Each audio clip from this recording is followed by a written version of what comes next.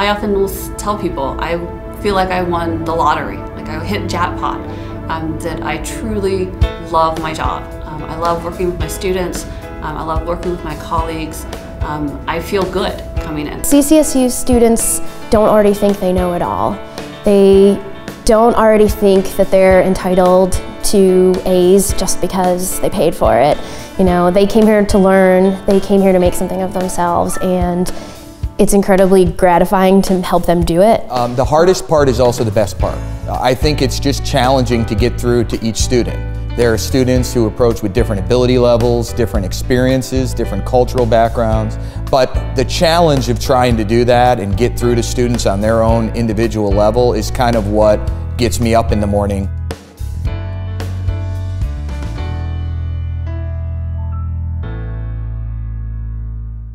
Part of being in grad school is that you have a teaching assistantship, and I just learned that I love college level math. It's just, I really enjoy thinking about it. I think it's, it can be like fascinating and mind-blowing, and it just, teaching in college, it gives you the opportunity to teach, but keep exploring on your own. The big secret in academia is that a lot of us who come in to teach don't know how to teach. We've had very little experience in the nuts and bolts of teaching. I was lucky enough to know what I needed to do, at least, you know, the basics. I had a background in a class on philosophy of teaching, on doing research pertaining to teaching, and I learned and developed my own philosophy on who I wanted to be as an educator. And I think each year it becomes more crystallized, more useful to me as a professional. I think like most teachers, I have that story from my childhood of lining up my dolls and making my sister sit there while I taught them. So I've always wanted to be a teacher. I've always known that I really want to be able to work with students and engage with them.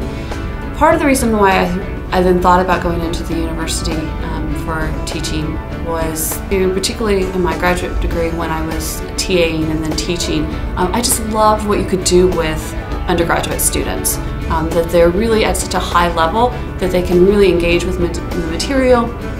You can have amazing conversations and discussions with them about the material in ways that I didn't think you could do at other levels. My approach to teaching is that it's not about me. It's not about what I want to say or what I want to talk about. It's about what the students should get. It's about what the students should be able to do. It's about what they should be able to accomplish and what they can accomplish. In my opinion, the best way to get them to be able to do anything is to have them do it themselves. And so I try to stay away from the front of the classroom as much as possible and put the students at the front. I try to make them learn as much independently on their own as they can. It's really important to me that they not just learn content or material, but that they learn how to learn. So I use what I know about in psychology to facilitate student learning. The other thing that I try to do is the same things that good therapists try to do in the field of psychology.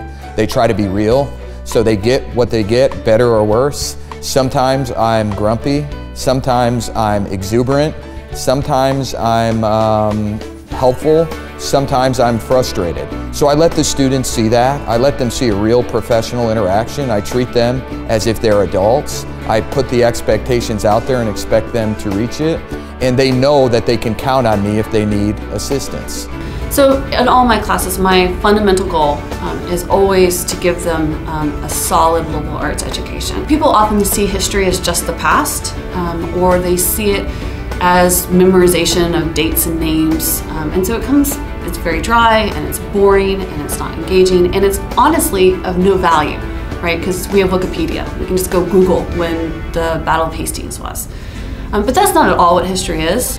So whenever I think about how to teach a new course, or it's not about what material do I want to present, but rather what skills or knowledge do I want them to take and then use in the future. I've taught at a lot of different places. I've taught at some places that primarily emphasize research. I'm a clinical psychologist, so I've taught at places that kind of emphasize practice and how to do therapy and assessment.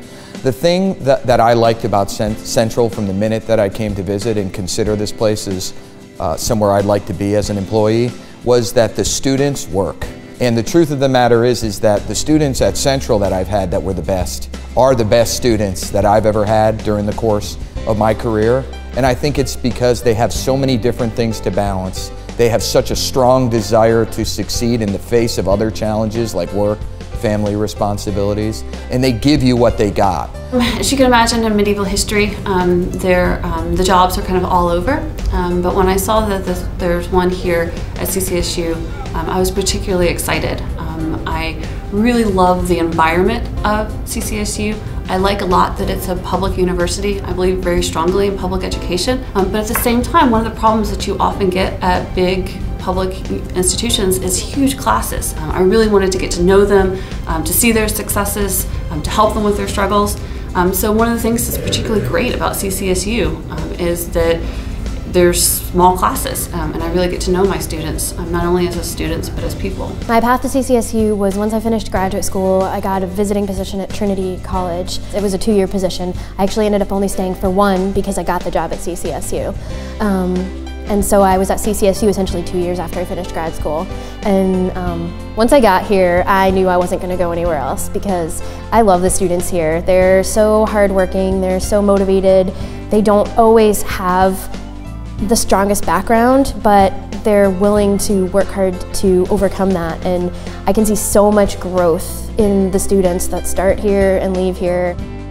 It makes me feel so proud and honored that a student would nominate me because I do this for the students, especially to be nominated by a student after the fact, you know, where they finished your class and they still remember your class and they still remember that they learned and then it was great, and you know, it means that whatever they gained from you is lasting, and I mean, that's just my ultimate goal. Students have to take time out of their busy lives and their busy schoolwork in order to write a nomination letter.